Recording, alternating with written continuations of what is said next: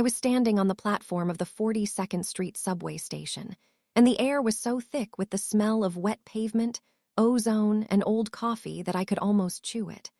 My designer coat, a beige wool blend that cost $1,200 and used to symbolize my success, was stained with a dark, oily smudge from the taxi door. My hair was frizzing in the humidity. My feet ached in boots that weren't meant for miles of concrete, and my bank account was a series of red numbers screaming at me from my phone screen. The Q train pulled in with a screech that set my teeth on edge, a sound so violent and abrasive that it should have made me flinch. But I didn't. I leaned toward it. I looked at my reflection in the grime-streaked window as the train slowed down, and for the first time in 3 years, I didn't see a ghost. I saw a woman whose eyes were finally, terrifyingly awake. I started to laugh. It wasn't a pretty laugh. It was a jagged, hysterical sound that got lost in the roar of the tunnel. People moved away from me. They thought I was just another crazy New Yorker. And that was the greatest compliment I had ever received.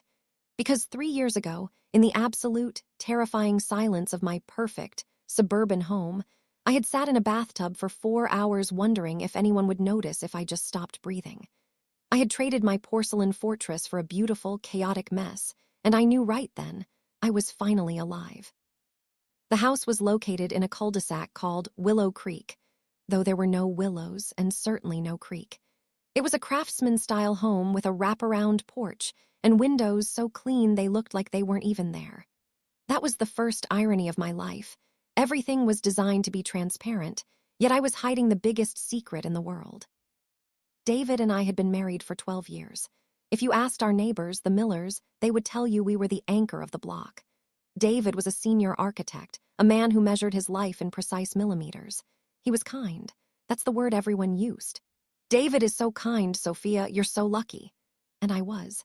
He never forgot an anniversary. He never raised his voice. He folded his laundry into perfect, sharp-edged rectangles that looked like soldiers lined up in his dresser. Every morning at 6:30 a.m., the house would begin its silent, mechanical dance. The programmable coffee maker would hiss and gurgle, filling the kitchen with the scent of expensive, fair-trade beans. The heated floors in the primary bathroom would warm up to exactly 74 degrees. I would stand there, looking at my face in the anti-fog mirror, and I would begin the ritual of becoming Sophia. I'd apply the serum, the moisturizer, the primer, the foundation, layers upon layers of expensive liquids designed to blur the fact that I was 37 and felt like I was evaporating. I remember one specific Saturday. We were hosting a dinner party for David's firm. I had spent the entire day preparing a beef bourguignon, the kind of meal that requires you to sear the meat until your kitchen smells like a French bistro. I was wearing a silk blouse the color of a winter sky. As the guests arrived, men in quarter zips and women with perfectly blown-out hair, I realized I was observing the scene from about 10 feet above my own body. I watched myself pour the wine. I watched myself laugh at a joke about interest rates. "The crown molding in here is exquisite, David," one of the partners said, gesturing to the ceiling I had spent 6 months choosing. "Sophia has a great eye for detail," David replied, reaching over to squeeze my hand. His hand was warm. It was safe. But as his fingers brushed mine, I felt a jolt of pure, unadulterated panic. It was the feeling of being trapped under a sheet of thick ice. You can see the sun, you can see the people walking above you, but you can't make a sound. I looked around my dining room.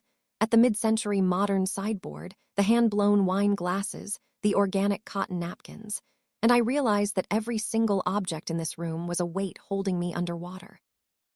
I walked into the kitchen to get the dessert, a lemon tart with a crust that crumbled perfectly. I stood by the sink, the noise of the party muffled by the heavy oak door, and I just stared at the backsplash. The tiles were a soft, subway gray. They were perfect, and I hated them. I hated them with a vehemence that made my stomach turn. I wanted to take a hammer to them. I wanted to scream until the windows shattered. Instead, I picked up the tart, put on the Sophia smile, and walked back out. "Everything is just so peaceful here," the partner's wife sighed, taking a bite of the lemon. "I don't know how you do it, Sophia. Your life is just seamless." Seamless, that was the word. There were no edges to grab onto, no friction to tell me where I ended and the house began. That night, after everyone left, David and I stood in the kitchen cleaning up. We didn't even have to speak. We moved in a synchronized domestic ballet. He rinsed, I loaded the dishwasher. "Great night, Soph," he said, kissing my temple. "The tart was a hit." "Thanks, David," I whispered. I went to bed and laid perfectly still on my side of the king-sized mattress, listening to the silence of the suburbs. It wasn't the silence of rest. It was the silence of a vacuum. It was the sound of my 30s disappearing into a high-end mattress. I realized then that I wasn't living a life. I was maintaining an asset. And the most terrifying thought of all crawled into my brain and took root. If this is the best it gets, why does it feel like I'm waiting for my life to be over? The transition into what I call the beige period wasn't a sudden drop off a cliff. It was a slow, agonizing leak. It was the color of a rainy Tuesday in November. For 3 years, from the time I turned 37 until that cold morning at 40, I existed in a state of functional depression. On the outside, the engine was still running. I never missed a mortgage payment. I never forgot to send a happy birthday text to my mother. I was still the vice president of marketing at a firm that specialized in selling lifestyle dreams to people who lived exactly like me. But inside, the pilot light had gone out. I was a 3,000 square foot house with all the lights on, but no one was home. I remember the mornings most vividly because they were the hardest part of the performance. I would wake up at 6:15 a.m. before the alarm, and I'd feel the weight of the day before it even started. It felt like a heavy, wet wool blanket was draped over my soul. I would lie there, staring at the shadows of the tree branches on the ceiling, thinking about the sequence of events I had to perform. Shower, dry hair, apply makeup, choose the professional but approachable outfit, drive to work. Smile at the assistant, sit in the 9 a.m. meeting. Every step felt like I was moving through waist-deep mud.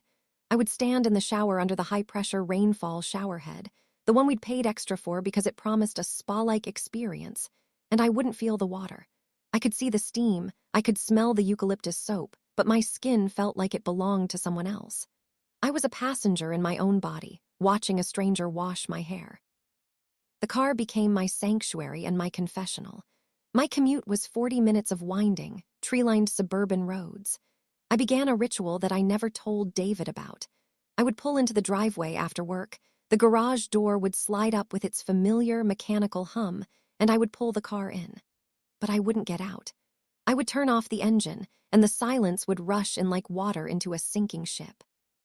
I would sit there in the dark, the steering wheel still warm beneath my hands, and I would just wait. For what? I didn't know. I'd look at the door leading into the mudroom, the portal to my perfect life, and I would feel a physical repulsion. I knew what was on the other side. David would be in the kitchen, perhaps opening a bottle of wine. He'd ask, "How was your day, Soph?" And I'd have to find the words. I'd have to construct a narrative of meetings and deadlines, and office politics when the only truth was that I had spent 8 hours feeling like I was disappearing. Sometimes I would sit there for an hour. I'd watch the digital clock on the dashboard, 6:10, 6:45, 7:15. I'd watch my breath fog up the windshield. I felt a profound, searing sense of guilt. "Who are you to feel this way?" I'd whisper to the rearview mirror. "You have a husband who loves you. You have a body that works. You have a bank account that is full. You are the luckiest woman in the world." But that guilt only made the fog thicker. It told me that not only was I miserable, but I was also a bad person for being miserable. I felt like I was ungrateful for the air I was breathing. I'd look at the luxury SUV I was sitting in, with its heated leather seats and premium sound system, and I'd realize it was just a very expensive cage. At work, the irony was unbearable. I spent my days crafting campaigns about finding your joy and living your best life. I sat in glass-walled conference rooms in Midtown, pitching ideas for skincare brands that promised to reveal your inner glow. My colleagues would look at me and see a powerhouse. They'd see the sharp blazer and the expensive watch. They didn't see that I was spending my lunch breaks in a bathroom stall, counting my breaths just to make sure I was still there. I remember one afternoon, we were reviewing a mood board for a new campaign. The images were all bright whites, soft linens, and smiling women drinking tea in sun-drenched kitchens. It was beautiful. It was aspirational. "Sophia, what do you think?" the creative director asked. "Does it capture the soul of the brand?" I looked at the board, and for a second the images blurred. I saw the woman in the photo, the one in the linen dress, and I wanted to reach into the picture and shake her. I wanted to ask her, "Are you okay?" When the camera stops clicking, do you feel like you're screaming into a pillow? "It's perfect," I said, my voice steady and professional. "It's exactly what people want to see." Irony is a bitter pill when you're the one manufacturing it. I was selling the very dream that was killing me. By the time I reached 39, the depression had become a physical presence. It was a dull ache in my joints. It was a constant, low-level nausea. I stopped eating dinner. I'd tell David I'd had a big lunch at the office, and I'd sit across from him, sipping sparkling water while he ate the salmon I'd prepared. I was fatting away, literally and figuratively. I was becoming translucent. I started having these small, quiet breakdowns that I hid with surgical precision. I'd be folding the laundry, David's white undershirts, my silk slips, and I'd find myself weeping. No sobbing, no drama, just silent tears streaming down my face, landing on the cotton. I'd wipe them away, finish the fold, and place the shirt in the basket. I never asked for help. I couldn't. How do you ask for help when there's nothing wrong? If I had a broken leg, or a sick relative, or a financial crisis, I could have reached out. But my crisis was the absence of a crisis. My tragedy was the lack of friction. I was a person who had won the race and realized there was no trophy at the end, just a long, quiet walk into the sunset. David tried. In his own measured way, he knew something was off. He'd suggest a weekend getaway to the Berkshires. He'd buy me a new book he thought I'd like. He'd hold me at night, and I would lie there stiff and cold, praying he wouldn't notice that I was already 1,000 miles away. "I feel like I'm losing you, Sophia," he said once in the dark. I didn't answer. I couldn't, because I had already lost myself. I was 39 years old, and I was waiting for the clock to run out. I didn't want to die, but I desperately, agonizingly wanted to stop being Sophia. I wanted to shed the house, the husband, the career, and the expectations like a heavy coat in a heat wave. I was at rock bottom, but because I was sitting on a velvet sofa, no one could see how far I'd fallen. The morning of my 40th birthday arrived not with a bang, but with a gray, suffocating drizzle that blurred the lines between the sky and the suburban asphalt. I woke up at 6:00 a.m., the milestone number 40 hanging over me like a heavy velvet curtain. I didn't feel older. I just felt thinner, as if the 3 years of the beige period had worn me down to a translucent sliver of a person. David was already awake. He was downstairs, and I could hear the familiar, rhythmic clink of a spoon against a porcelain bowl. He was making his oatmeal, exactly half a cup of oats, a pinch of cinnamon, 3 walnuts.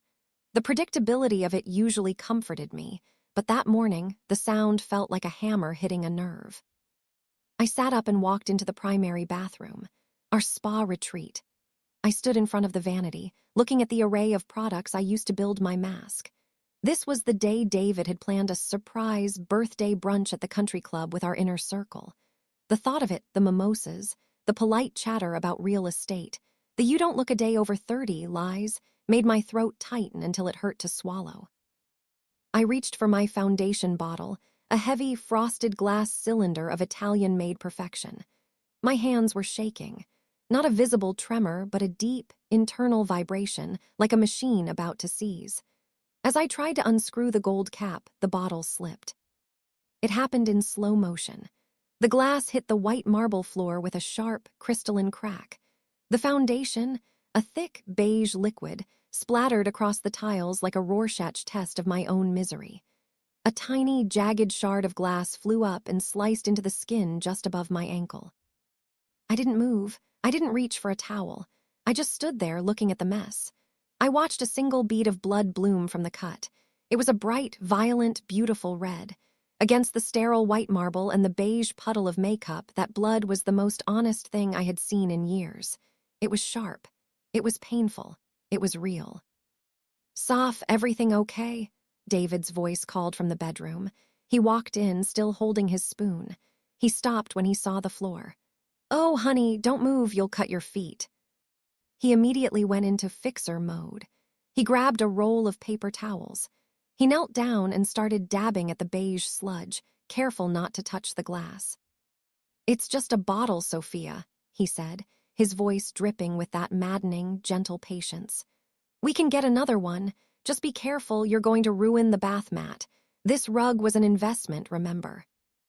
The rug was an investment.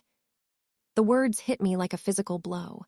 I looked at the top of his head, his hair perfectly combed, even at 7:00 a.m., and I realized that in this room, in this house, I was just another investment. I was a piece of the set design. My pain, my blood, my 40 years on this earth were secondary to the cleanliness of a woven textile. The scream I had been holding in for 3 years finally reached my throat. But I didn't scream. Instead, I felt a terrifying, icy calm settle over my bones. "I'm not going to the brunch, David," I said. My voice sounded like it belonged to someone else, someone much older and much more dangerous. He looked up, still kneeling on the floor, a blood and makeup-stained paper towel in his hand. "What? Everyone is coming. Your mother is driving in from the city. It's your 40th, Soph. You're just a little shaken up by the glass." "I'm moving to New York," I said. The silence that followed was absolute. The only sound was the hum of the heated floors. "What are you talking about?" David asked, standing up slowly. He laughed, but it was a nervous, dry sound. "New York, for a shopping trip, for the weekend. We can do that next month." "No, I'm moving. I'm leaving this house. I'm leaving the firm. I'm leaving this." I gestured to the room, the marble, the starched towels, the beige life. "I can't breathe here, David. I've been holding my breath for 3 years, and if I don't leave right now, I'm going to die." "You're having a breakdown," he said, his face hardening into that reasonable man mask that I had come to loathe. "You're depressed, Sophia. We've talked about this. Maybe it's time for a higher dose of the medication or a different therapist. But New York, you hate the noise, you hate the crowds, you're being manic."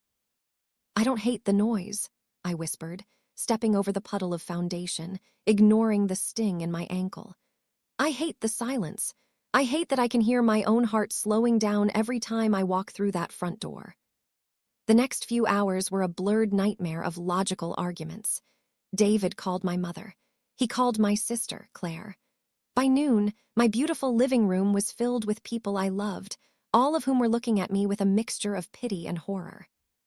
"You have a perfect life, Sophia," my mother cried, clutching her designer handbag. "David is a saint. You have a career women would kill for. Do you know what it's like out there? At 40, you're throwing away your security for a whim."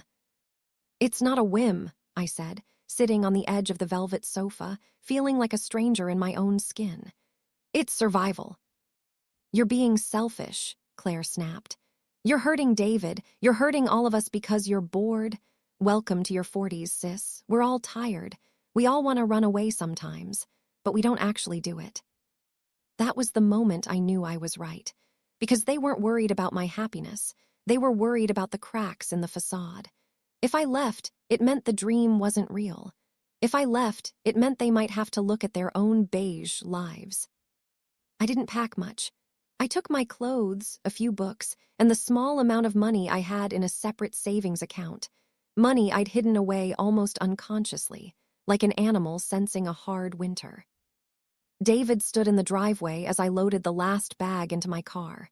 He didn't yell. He didn't beg. He just looked at me with a profound, disappointed confusion. "I don't know who you are," he said quietly. "I don't either," I replied, gripping the door handle. "That's why I have to go." As I drove out of the cul-de-sac, I looked in the rearview mirror. I saw the Craftsman house, the manicured lawn, the perfect life shrinking into a point on the horizon. I felt a wave of nausea so strong I had to pull over, but underneath the fear, there was a tiny, flickering spark. It was the first time in 3 years I hadn't felt like a ghost. I was 40 years old, I had destroyed my world, and for the first time I could finally hear myself breathe. If the suburbs were a sensory deprivation tank, New York City was a high-voltage wire. I arrived in late October. The city didn't welcome me. It tolerated me.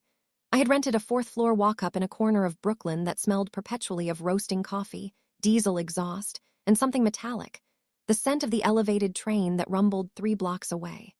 My apartment was a studio. which is a generous New York term for a rectangular room with a slanted floor and a kitchen that consisted of a two-burner stove and a sink that dripped in the key of G-flat. The first night I sat on the floor. I didn't have a bed yet, just a sleeping bag I'd bought at a sporting goods store on the way into the city. I sat there in the dark, the only light coming from the orange street lamp outside my window, and listened to the sounds of my new life.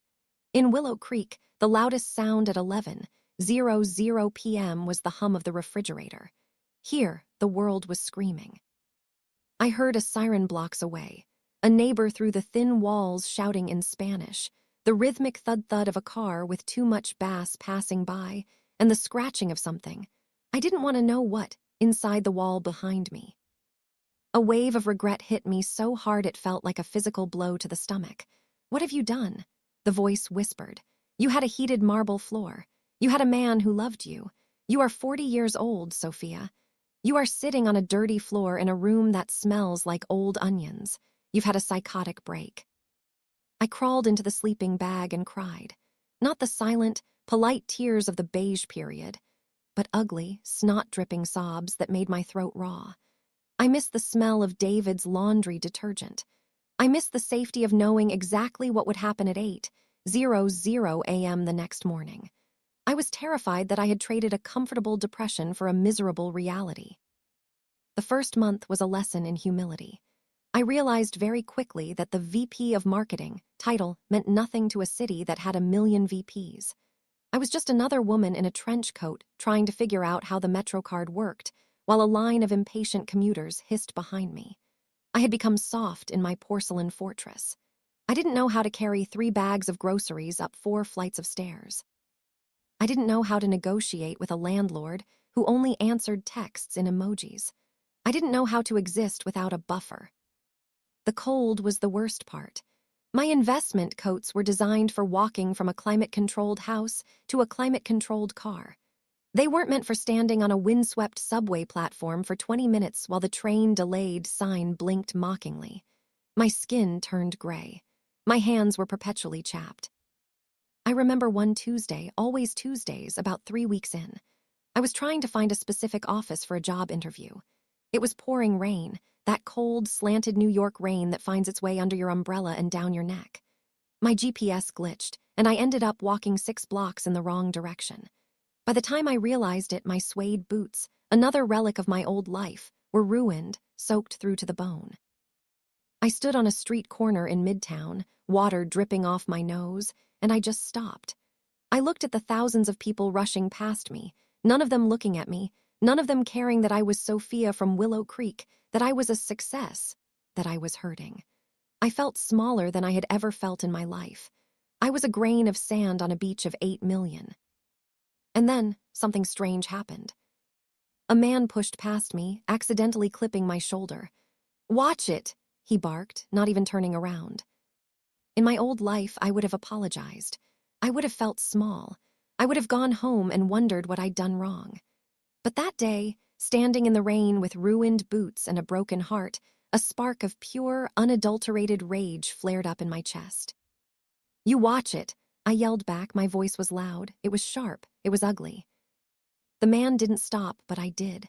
I stood there, breathing in the rain-soaked air, and I realized my heart was pounding. I wasn't floating. I wasn't in a fog. I was cold, I was wet, I was angry, and I was entirely present. The friction of the city was rubbing the numbness off my skin. New York was a giant whetstone, and I was being sharpened. I didn't get that job. I went home to my tiny, dark room and ate a bowl of cold noodles standing up in the kitchen. I looked at the cockroaches that scurried under the baseboard when I turned on the light. In my old life, I would have been horrified. Now, I just looked at them and thought, well, at least you're trying to survive too. I started to notice the details I had been too numb to see before. The way the light hit the brickwork of the Chrysler building at dusk. The smell of the roasted nut carts on 42nd Street that smelled like a strange, urban Christmas. The sound of the cello player in the subway station whose music was so beautiful it made the commute feel like a prayer. I was broke.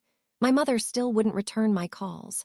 David had sent the divorce papers, and seeing his neat, architectural signature on the bottom made me feel like someone had punched me in the lungs. but when I walked down the street, I didn't feel like I was waiting for my life to be over.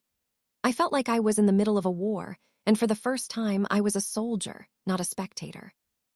The concrete shock was exactly what I needed. It was the smelling salts that woke me up from my 3-year coma. I was 40, I was a mess, and I was finally, painfully, starting to grow a new skin. By the 6th month, the city had stopped feeling like a battlefield and started feeling like a laboratory. I was no longer a visitor in Brooklyn. I was a resident. I knew which floorboard in my apartment to avoid so I wouldn't wake the baby downstairs. I knew that the guy at the bodega, Mo, would give me a free banana if I bought my coffee before 7:00 a.m. I was developing a map of a new self, one drawn in grit and determination rather than silk and marble. The healing didn't happen in a therapist's office with soft lighting and a box of tissues. It happened in a cramped, windowless office in East New York, working for a nonprofit that provided emergency housing for runaway youth. I was the communications director, which was a fancy way of saying I wrote the newsletters, begged for donations, and sometimes helped scrub the floors after a leak. My boss was a woman named Sarah. She was 55, with a voice like sandpaper and a laugh that sounded like a car engine struggling to start. She had lived in New York since 1982, and she carried the history of the city in the lines around her mouth. I remember one night in February. A pipe had burst in the shelter's basement, and the two of us were down there at 10:00 p.m., moving boxes of donated clothes to higher ground. I was sweating through my thrift store sweater, my hair was plastered to my forehead, and my hands were covered in gray, stagnant water. I stopped for a second, leaning against a damp brick wall, and I started to laugh.